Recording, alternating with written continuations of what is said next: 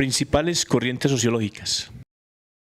El presente video consta de dos partes. La primera es socializar el concepto de hegemonía a partir de la aparición de Karl Marx y el segundo, las corrientes sociológicas.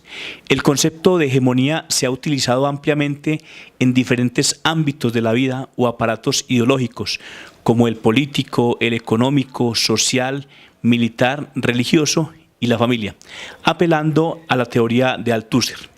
El concepto está ligado a la dominación del hombre por el hombre, poder que ejerce un grupo sobre otro, al concepto de subalterno y superior o al término de dirección de un grupo. En síntesis, la hegemonía son las relaciones jerárquicas o de poder que se dan en los diferentes sistemas sociales. Antonio Gramsci ha sido uno de los mayores expositores, si no el más sobresaliente, en cuanto al concepto de hegemonía. Con relación a la postura de Lenin, dictadura del proletario o proletariado. Aunque Gramsci, cuando habla de hegemonía, hace referencia también a la capacidad del dirigente o de dirigir a un grupo de personas. En síntesis, la hegemonía es el sostenimiento o supremacía de una clase social sobre otra a través de las diferentes relaciones que se dan entre unos y otros, teniendo en cuenta su ámbito social. En la Génesis, el concepto de hegemonía ha sido utilizado o ha sido referido en otras palabras y épocas anteriores de los teóricos de la sociología clásica contemporánea, pero los conceptos se estudiarán a partir de Karl Marx, toda vez que en la línea del tiempo los clásicos de la sociología se ubica como punto de partida el tema en mención, el cual presenta en su teoría el capital como fundamento de la explotación por parte del capitalismo a una clase que él denominó proletariado, como la clase más desfavorecida de la época, por su posición económica después del feudalismo, y que hoy, más que una teoría, es una filosofía a la cual se le conoce como el marxismo o como socialismo científico, y que se convirtió en muy poco tiempo en una filosofía económica, social y política, lo cual dio lugar a dos corrientes políticas, el socialismo y el capitalismo. Ideología que se estableció que las clases obreras desempeñan un papel fundamental en las diferentes estructuras sociales y que la lucha de clases permite la evolución de la sociedad hacia el fin de la explotación del hombre por el hombre. Se puede observar que Karl Marx en su obra encierra los conceptos de ideología y hegemonía, configurando una cultura o ideología de pasar de la propiedad privada o individual a una pública o social. Sin lugar a dudas, Karl Marx abrió el camino para que los demás teóricos sociales tomaran como base su filosofía marxista. Para Weber, el concepto de hegemonía se relaciona con el poder y la dominación, toda vez que considera que es ineludible la relación de dominación en una relación social en la cual se puede encontrar obediencia a una norma. Max Weber, en su obra Economía y Sociedad, capítulo 3, propone tres tipos de dominación: la tradicional o por costumbre, la dominación racional, la dominación carismática. Para Weber, el político es una relación social, la dominación y el liderazgo van de la mano. Hasta el gobernante más incapaz puede ejercer poder y a su vez recibir obediencia. Siempre nos encontramos dominados. Tres tipos de dominación entonces son la legal, tradicional y carismática. Weber propone el concepto de subcultura a un grupo con determinado estatus dentro de una sociedad. Los grupos de estatus tienen relación con la raza, la religión, ocupación y la política o preferencia social, entre otros. Estos grupos sociales tienen particularidades que se establecen a través de las normas y valores. En síntesis, es una cultura dentro de una cultura. Para Weber, las personas se motivan de acuerdo con sus intereses materiales, ideológicos y espirituales, como la creencia entre el cielo e infierno.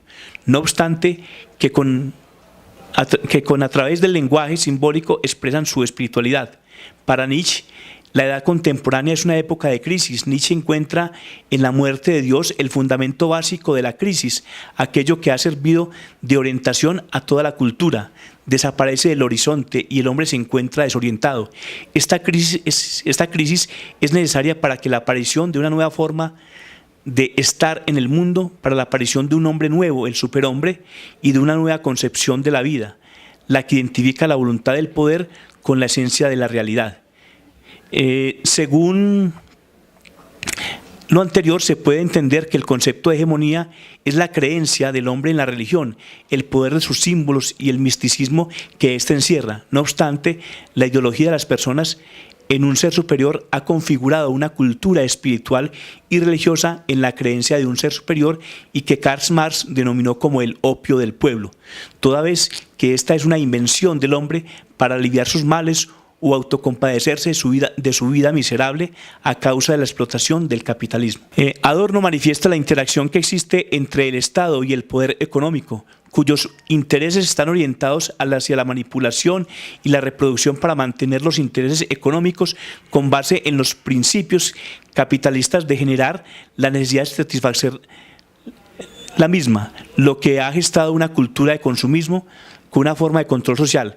Este pensamiento enmarcado en los conceptos de ideología, hegemonía y cultura a través de una forma silente pero de manipulación psicológica del consumismo. Para Horkheimer, en su teoría crítica, reprocha la injusticia social en todas sus formas, aunque sus bases teóricas apelan a la teoría marxista. No está de acuerdo con sus métodos.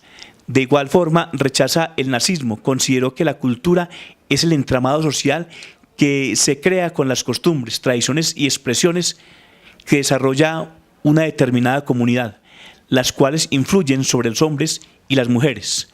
Althusser concuerda con el pensamiento de Marx en lo que respecta a las contradicciones en cuanto a los modos de producción y la dominación que se da a través de las relaciones sociales.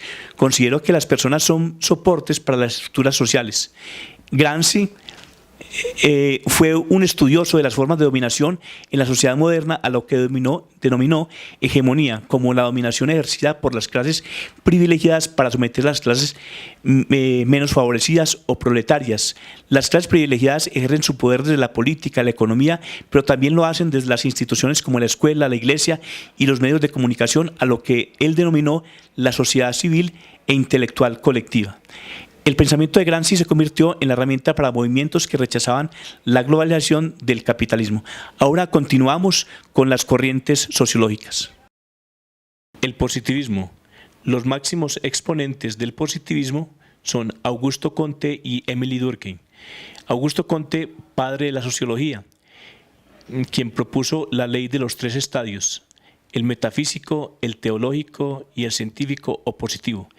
El positivismo es una corriente o escuela sociológica que afirma que el único conocimiento auténtico es el conocimiento científico y que tal conocimiento solamente puede surgir de la afirmación positiva de las teorías a través del método científico. El evolucionismo o darwinismo social está formado por ideas como las de Charles Darwin, Herbert Spencer y Lewis Henry Morgan. Entre otros, estos dos últimos basan sus pensamientos en la teoría evolutiva de Darwin, por lo cual Spencer acuñará más adelante el término de darwinismo social, y que Morgan utilizará para analizar a las tribus norteamericanas con el estudio de los iroqueses. El objetivo de sus estudios no es la evolución de las instituciones individuales aisladas dentro de un contexto social, sino principalmente la evolución de la sociedad como un todo.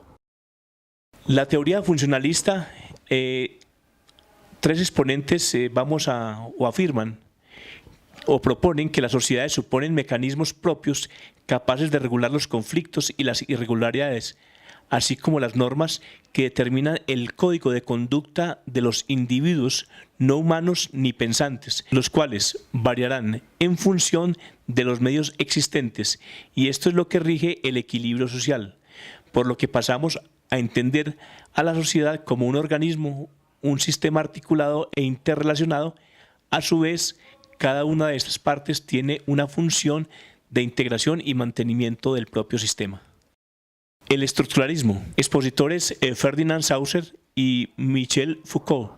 El estructuralismo afirma que se deben estudiar las lenguas atendiendo a su realidad y no solo a su evolución. Por lo tanto, se desecha el estudio del aspecto social concerniente a las lenguas, aunque Saussure es consciente de este hecho al dividir la lingüística en 2 grandes campos: la lingüística interna, que se encarga del estudio de la lengua en sí, y supondría la verdadera lingüística, y la lingüística externa, que se encarga del aspecto sociolingüístico.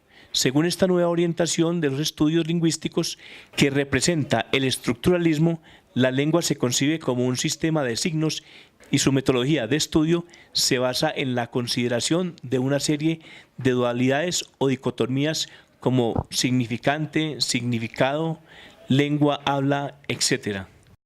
El historicismo, propuesto por Leopold von Ranke y Benedetto Krauss, pensamiento que se basa en el estudio de la historia para comprender todos los asuntos humanos, sin excepción. Esta doctrina sostiene que es imposible tener una perspectiva que no tenga en cuenta los hechos y eventos ocurridos y que la realidad en la que vive el ser humano es solo producto de la historia que le precede. Marxismo, materialismo. El materialismo histórico es la idea que postula que la materia es lo primario y que la conciencia existe como consecuencia de un estado altamente organizado de esta, lo que produce un cambio cualitativo. El marxismo es el sistema filosófico, político y económico basado en las ideas de Karl Marx y Friedrich Engels, que rechaza el capitalismo y que defiende la construcción de una sociedad sin clases y sin Estado. Aporta un método de análisis conocido como el materialismo histórico, que influyó en los movimientos sociales y en sistemas económicos y políticos. La escuela crítica o la escuela de Frankfurt, Horkheimer, Jürgen Habermas y Theodor Adorno. La escuela se conoce como Escuela de Frankfurt o Escuela de Frankfurt a un grupo de investigadores que se adherían a las teorías de Hegel, de Marx y Freud, y cuyo centro estaba constituido en el Instituto de Investigación Social, inaugurado en 1923 en Frankfurt del Meno, Alemania. También se les considera representantes de la teoría crítica que allí se fundó. El núcleo de la teoría crítica de la Escuela de Frankfurt es la discusión crítico-ideológica de las condiciones sociales e históricas en las que ocurre la construcción de teoría y la así medida crítica de esas condiciones sociales. La realización resulta de la pretensión de conceptualizar teóricamente la totalidad de las condiciones sociales y las necesidades de cambio. En la concepción de la Escuela de Frankfurt, la teoría se entiende como una forma. Muchas gracias.